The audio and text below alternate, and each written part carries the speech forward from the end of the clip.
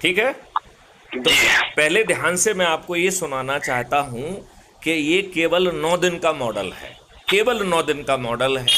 यदि हम केवल अपने से जुड़े 10 लोगों को जोड़ते हैं तो, केवल 10 लोगों को, और किस चीज़ के लिए जोड़ रहे हैं? अच्छे भारत के संकल्प का। पहले उनको समझा रहे हैं कि भैया ये संकल्प हैं, इनको इसमें कुछ जोड़ना है क्या? मैं लेकिन आपको एक बहुत कटु बात कह दें, 9 दिन के मैं संकल्प अभी में अभी कोई एक मिनट, आदमी क्यों नहीं आ रहा है, भाई इसका पेन हम आइए। आपकी दूसरे पॉइंट में सुन लेंगे, पहले जी पहले मॉडल को समझो ना। जी देखो, हम ये कह रहे हैं, हम जैसे देर के लिए अपनी चीज़ों पे उसको हल्का सा पीछे कर लें, फिर आप कि ऐसा नहीं हो पाएगा, इसमें हजारों साल लग जाएंगे, वो हम सुनेंगे। पहले हम एक पक्ष आपको सामने रख दें, फिर आपकी प्रतिक्रिया लेंगे।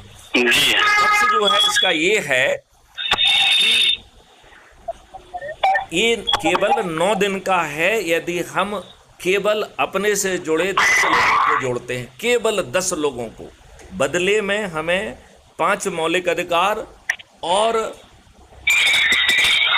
21 महालक्ष्यों के तहत मिल रहा है।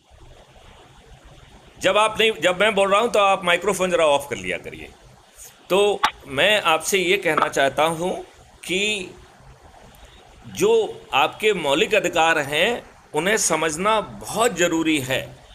ये 144 करोड़ लोगों को, भारतीयों को, उनके पोटेंशियल का रोज़गार उनको मौलिक अधिकार के बतौर मिलेगा। उनको जो शिक्षा मिलेगी वो लॉर्ड मेकाले की नहीं होगी। शिक्षा उनके पोटेंशियल को रियलाइज करने वालों की होगी।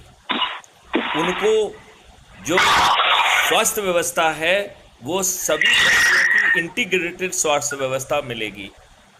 उन्हें जो भोजन के अधिकार के तहत केवल 5 किलो गेहूं नहीं मिलेगा, मल्टीग्रेन्स, फल, दूध, दही, घी, और वो भी अल्फा 2 वैरायटी का, देसी गाय का, शहद व जीवन वर्धक औषधियाँ मौलिक अधिकार के तहत मिलेंगी।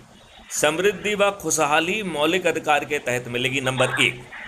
दूसरी बात है, प्रशासनिक व्यवस्था बदल जाएगी। आज जो लाट साहबों के वहाँ जाते हैं, लाट साहब ना तो फ़ोन पर आते हैं ना ही उनसे मिलते हैं, इतना बुरा हाल है। वही लाट साहब यदि आपके घर आके आपका काम करें और उनके काम का आकलन उसी समय होगा और उसी के आधार पर उनको रेवेन्यू स्ट्रीम मिलेगी, तो वेतन उनको काम का मिलने लगेगा। उनको महीने का वेतन नहीं मिलेगा, उनको हर काम का वेतन मिलेगा।